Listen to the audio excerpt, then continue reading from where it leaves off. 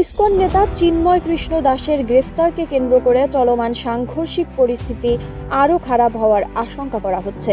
এতে রাজধানী সহ সারা দেশে গোয়েন্দা নজরদারির পাশাপাশি বাড়তি নিরাপত্তা ব্যবস্থা নেওয়া হয়েছে। এদিকে সীমান্তে যে কোনো ধরনের অনাকাঙ্ক্ষিত পরিস্থিতি কিংবা অপতৎপরতা রোধে সম্পূর্ণ প্রস্তুত থাকার কথা জানিয়েছে বর্ডার গার্ড বাংলাদেশ।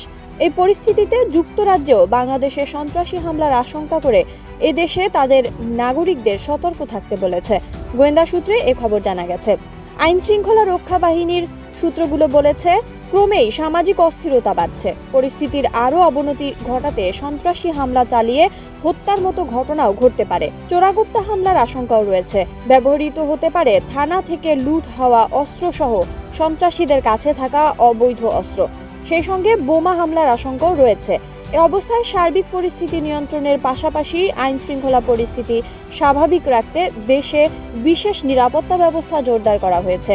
গোয়েন্দা সূত্র বলেছে, বড় ধরনের সন্ত্রাসী হামলার বিষয়ে মাথায় রেখে ঢাকা সহ সারা দেশে পুলিশের পাশাপাশি র্যাব ও গোয়েন্দা সংস্থার সদস্যরা নজরদারি বাড়িয়েছেন।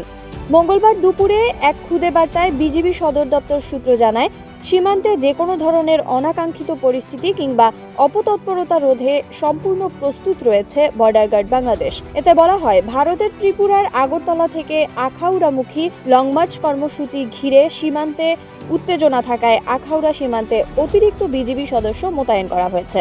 বাংলাদেশে সন্ত্রাসীরা হামলার চেষ্টা চালাতে পারে বলে সতর্ক করেছে যুক্তরাজ্য। ঢাকায় যুক্তরাজ্যের পররাষ্ট্র, কমনওয়েলথ ও উন্নয়ন বিষয়ক দপ্তর বাংলাদেশ ভ্রমণ বিষয়ক পরামর্শে এই সতর্কতা জানিয়েছে।